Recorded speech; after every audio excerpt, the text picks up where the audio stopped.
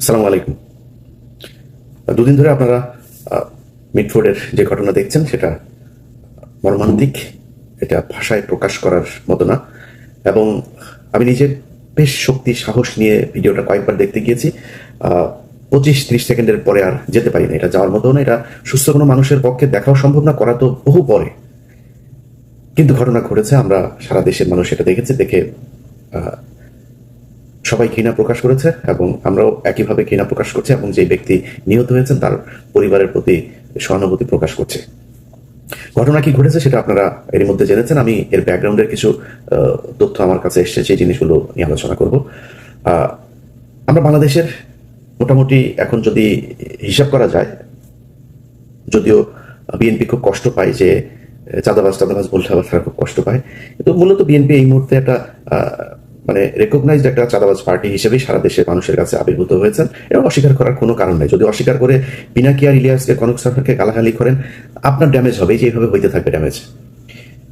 যা আলোচনা হচ্ছে সেটা আমলে নেন। শেখ হাসিনার মতো যদি নাকি ঘাট তারামো করে তারপরে কথাবার্তা বলেন, তাহলে আপনাদের পোষ্য কিছু এখন নতুন সাংবাদিক, ইউটিউবার, টিকটকার কিছু বের হয়েছে, আপনাদেরকে এখন ভীষণ রকমের ওন করে বিএনপিকে। তারাই মনে হয় বিএনপিকে গেল 15 বছর ধরে মানে আজকের এই জায়গায় ক্ষমতায় আনার জন্য সবকিছু করেছে।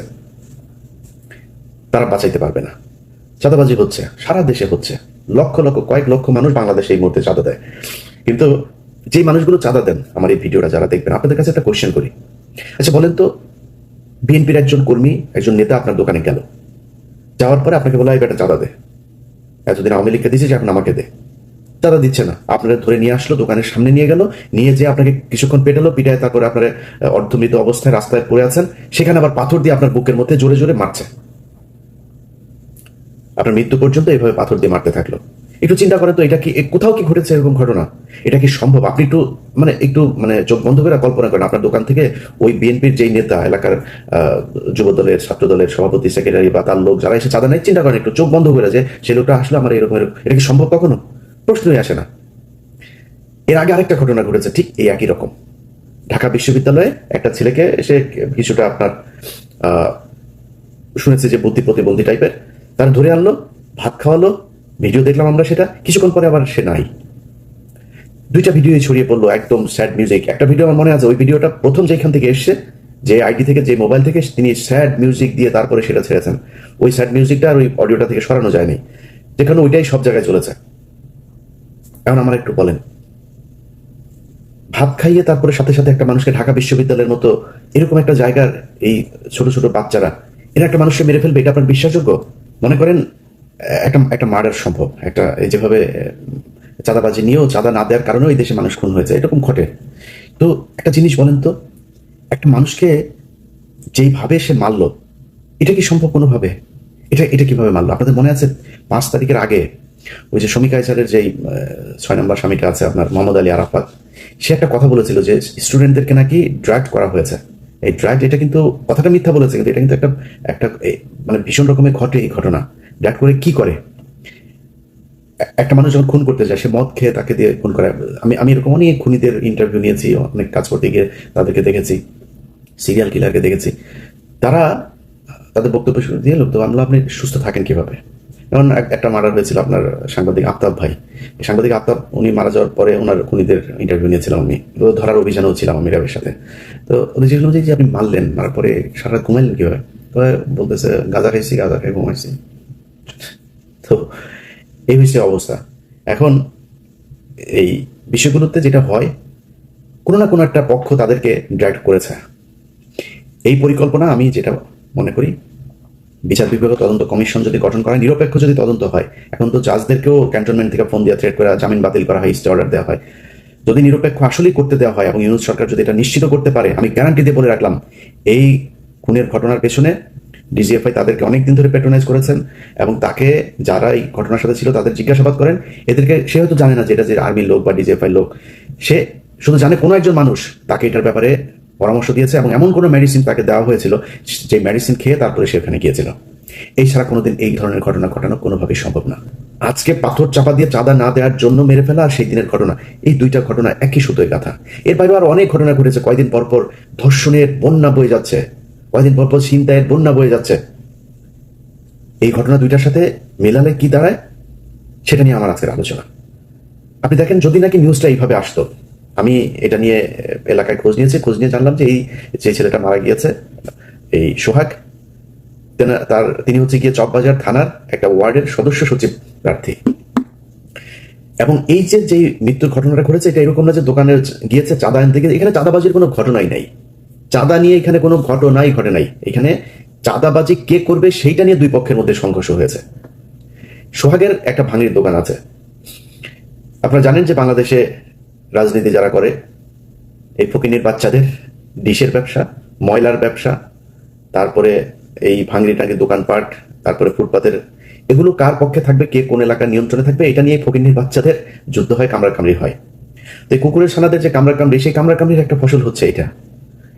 এই জায়গায় দোকান দেওয়া নিয়ে এই দুই গ্রুপের মধ্যে, যে আমার এলাকায় এটা, এই এলাকায় তুই ভাঙড়ি নিয়ে নিতে পারবি না, তুই এলাকায় করতে পারবি না, তুই অন্য এলাকায় যা, সেটা নিয়ে গ্যাঞ্জামের সূত্র ধরেই এই মারামারি হয়েছে। এবং এই দ্বন্দ্ব চলছে আজকে কয়েক মাস ধরে। এটা গত 2 দিন আগের ঘটনা, কিন্তু হুট করে চাঁদা আনতে গিয়েছে আর দেয় নাই, বাইরে এনে তারপরে পেটালো, এরকম না বিষয়টা।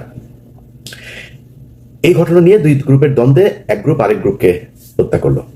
আচ্ছা, এবার আমাকে বলেন, যদি নিউজটা এরকম আসতো পত্রিকাতে যে চাঁদাবাজি কেন্দ্র করে বা এলাকার আধিপত্য বিস্তারকে কেন্দ্র করে যুব দলের দুই দলের সংঘর্ষে বা এক দলের ইয়েতে আরেক দল হত্যাকাণ্ডের শিকার হয়েছে, এই ধরনের করেও যদি নিউজটা আসতো, যেভাবে এটাকে ছড়ানো গেছে, যেভাবে এটাকে দিয়ে মানুষকে কেলানো গিয়েছে, এইভাবে আসতো না। তখন কিন্তু দুই পক্ষকেই ঘৃণা জানাইতো, এটা নিয়ে হাসাহাসি হইতো, এটা নিয়ে অনেক আলোচনা হইতো, সব ঠিক আছে, একই রকম হইতো। কারণ হত্যাকাণ্ডটা তো ভয়ঙ্কর, যেভাবে মারা হয়েছে, এটা কোনো সভ্য মানুষের পক্ষে সম্ভব না। এবার একটা পয়েন্টে আসেন।